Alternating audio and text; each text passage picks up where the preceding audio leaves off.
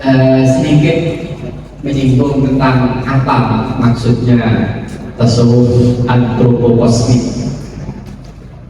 Mungkin dipermudah saja, atau nanti kalau memang saya sarankan dipermudah ya.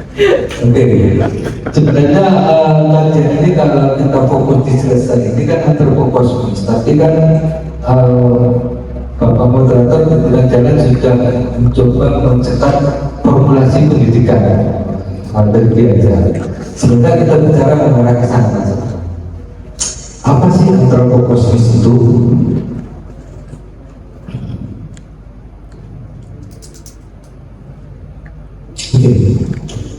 Jadi otak manusia hari ini itu, otak manusia terpolarisasi menjadi tiga. Coba nanti sama tentang sama nyaman. Yang pertama itu muncul namanya teori teosentris. Otaknya mengatakan alam dipandang sebagai benda kebutuhan manusia untuk pengembangan. Dunia ini diciptakan hanya untuk manusia menyembah Tuhan. Otak ini adalah otak teosentris. Dan saya yakin tidak semuanya begitu. Saya merasakan saya semua begitu.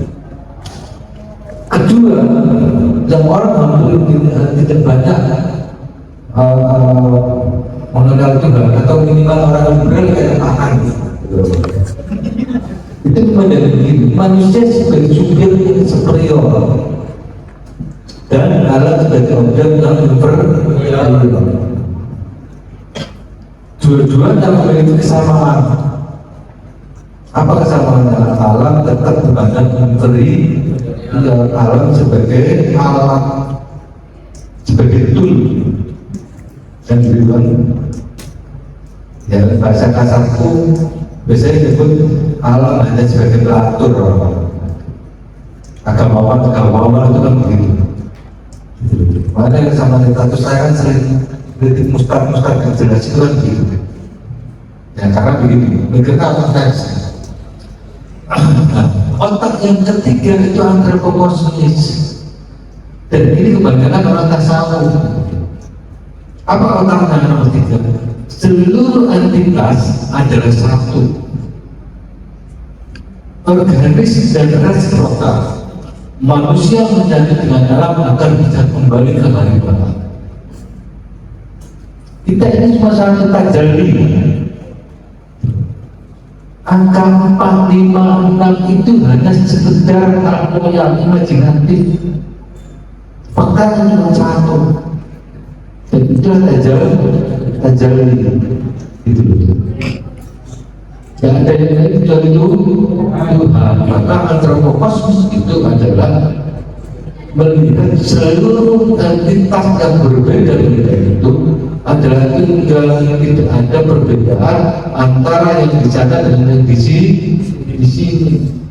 Maka tidak ada yang namanya inferior, tidak ada yang namanya superior.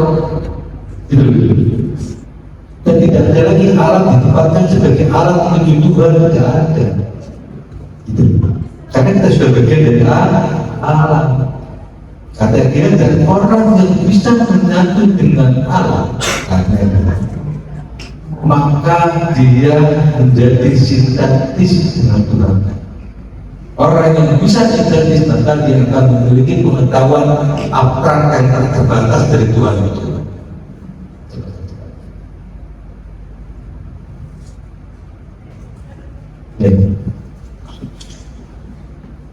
Kami sebagai orang Jawa barangkali lebih mengerti persoalan dalam bentuk problem kaula gusti. Terhadap persoalan ini, oleh dalam mengarahnya dengan keras selama perdebatan dasar antitesis. Setelah timbul rasa hubungan sintetis, maka ketika orang melihat adanya satu kenyataan bahwa manusia selama hidupnya di dunia tak pernah tertentu dari Tuhan. Sama halnya ia tak dapat secara abadi menjadi abdi saja. Yang benar, ini kata pengiran, yang benar adalah ganti adalah gusti dan kamu, tergantung pada tidak dapat tidak ia bersatu, tergantung enggak.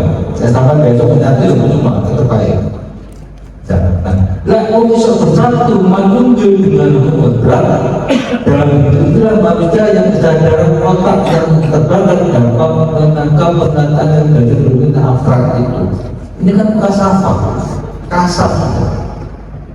Sampai bisa menyatu dengan dua alam. Maka hakikatnya sama sudah bisa menyatu dengan Tuhan. Kalau sudah seperti itu, seluruh pengetahuan abstrak ini sudah menjadi bagian pengetahuan kalian semuanya. Dan ini kan jadi tasawuf. Ada di dunia pendidikan yang ada? Ya ada. Makanya mau pendidikan, tujuan dari pendidikan itu adalah menangkap perkataan dan dari takut. Dan ini sejajar dengan narasi-narasi dalam Jawa utusan kalian parangin cuma dari mana sampai menuju kemana? Dan dari mana menuju kemana? Yaitu kesukaan. Ilmu ngerti laku itu ya supaya mati, supaya menunjukkan perkataan Tuhan yang abstrak itu, undang-undang itu. Dan itu salah satu bagian bagaimana orang melihat antropokosmis bagian dari kata-kata memahami dunia ini. Jadi kembali ke sama otak sahabat di otak teosentris. Apa antropocentris, apa antropokosmis? Gak sampai ngumbang kunci pakai sabun sebenarnya otak kabel. Oh, sampai itu sih antropocentris ini. Ya, sampai masih menganggap alam ini aku mengetahui Tuhan dari alam. Oh, kata-katamu masih teolog, masih teolog. Benar-benar. Orang agamawan orang teolog itu. Tapi kalau sudah menemukan realitas ini satu, yang ada bedanya kamu dan saya. Karena pada hakikatnya satu, maka otakmu adalah otak antropokosmis. Otak antropokosmis inilah pijakan diajar dalam merumuskan sebuah pendidik. Tujuan orang berpendidikan merdeka itu adalah menyatu dengan alam. Orang yang menyatu dengan alam berarti menyatu dengan Tuhan. Orang yang menyatu dengan Tuhan berarti memiliki pengetahuan terbaik. Nah, kira-kira begitu. Jadi singkirkan dulu tentang antropologi. Intinya Kiai Hajar itu berbicara tentang relasi Tuhan, alam, dan manusia. Dan beliau memilih pemahaman yang ketiga, bahwa alam, manusia, Tuhan tidak ada bedanya. Karena alam itu terjadi, sehingga nanti pandangan seperti ini akan mempengaruhi sikap kita terhadap atau penghargaan kita terhadap ciptaan-ciptaan Tuhan yang lain. Nah, hasil dari pendidikan yang masuk apa ini? Yang SDA kita dikuras habis sampai masuk yang mana ya? Masuk yang teosentris apa antropocentris? Jadi memandang alam sebagai budaknya yang bebas dikuras SDA-nya sampai lingkungan tercemar dan iklim semakin gila iklim ini, panasnya semakin dahsyat.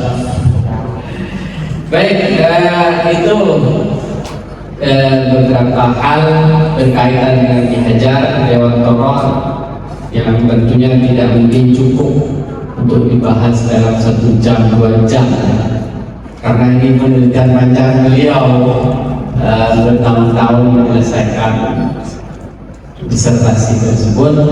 Namun kita berikan apresiasi terlebih dahulu.